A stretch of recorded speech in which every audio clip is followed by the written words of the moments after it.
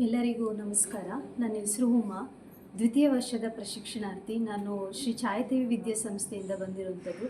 ಇವತ್ತಿನ ಕಾರ್ಯಕ್ರಮ ಒಂದು ರೀತಿಯಲ್ಲಿ ನಮಗೆ ಇನ್ನೊಂದು ಕಣ್ಣ ತರಿಸ್ತು ಅಂತ ಹೇಳ್ಬೋದು. ಯಾಕೆ ಅಂತಂದರೆ ನಾವೆಲ್ಲ ಸಾಮಾನ್ಯ ಮಕ್ಕಳುಗಳಿಗೆ ಶಿಕ್ಷಣ ನಡೆಸುವಂಥ ಶಿಕ್ಷಕರಾಗಿದ್ದೀವಿ. ಆದರೆ ಇಲ್ಲಿ ಬಂದಾಗ ಇರುವಂಥ ವಿಶೇಷ ಮಕ್ಕಳ ಶಿಕ್ಷಣ ಆಗಿರ್ಬೋದು, ಅಥವಾ ಮಾತಿನ ಸಮಸ್ಯೆ ಅಥವಾ ಕಿವಿಯ ದೋಷದ ಸಮಸ್ಯೆ ಇರುವಂಥ ಮಕ್ಕಳುಗಳಿಗೆ ನಾವು ಯಾವ ರೀತಿ ಪಾಠ ಮಾಡ್ಬೋದು ಮತ್ತು ಮಕ್ಕಳನ್ನ ಯಾವ ರೀತಿ ಗುರುತಿಸೋ ಜೊತೆಗೆ ಅವ್ರಿಗೆ ಕಲಿಕೆಯಲ್ಲಿ ಯಾವ ರೀತಿ ನಾವು ಅವ್ರಿಗೆ ಮುಂದೆ ಬರೋದು ಮಾಡ್ಬೋದು ಮತ್ತು ನಮ್ಮ ಬೋಧನೆಯಲ್ಲಾಗಿರ್ಬೋದು ನಾವು ಯಾವ ರೀತಿ ಬದಲಾವಣೆನ ಮಾಡ್ಬೋದು ಅನ್ನೋದು ಇವತ್ತಿನ ವಿಷಯದಲ್ಲೇ ಅಥವಾ ಇವತ್ತು ಕಾರ್ಯಕ್ರಮದಲ್ಲಿ ನಮಗೆ ಅದ್ಭುತವಾಗಿ ತಿಳಿಸ್ಕೊಂಡಿದ್ದೀವಿ.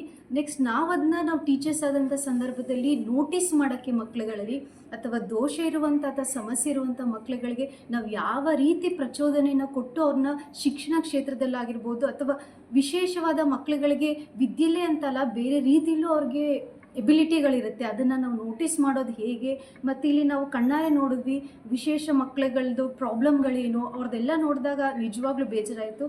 ಜೊತೆಲಿ ಇನ್ನೊಂದು ಏನಂತ ಅನ್ನಿಸ್ತು ಅಂದರೆ ವೈಯಕ್ತಿಕವಾಗಿ ನಾವು ಸಹ ಡಿಪ್ಲೊಮೊ ಸ್ಪೆಷಲ್ ಸ್ಕೂಲ್ ಚಿಲ್ಡ್ರನ್ ಆಗಿ ಅಥವಾ ಟೀಚರ್ಸ್ಗಾಗಿ ಟ್ರೈನಿಂಗ್ ತಗೊಂಡಂಥ ಸಂದರ್ಭದಲ್ಲಿ ಇಂಥ ಮಕ್ಕಳುಗಳಿಗೆ ನಾವು ವಿಶೇಷವಾದ ಶಿಕ್ಷಣವನ್ನು ಕೊಡೋದು ಇದು ಒಂದು ರೀತಿ ಸಮಾಜ ಸೇವೆನೇ ಅಂತ ನಾನು ಭಾವಿಸ್ತೀನಿ.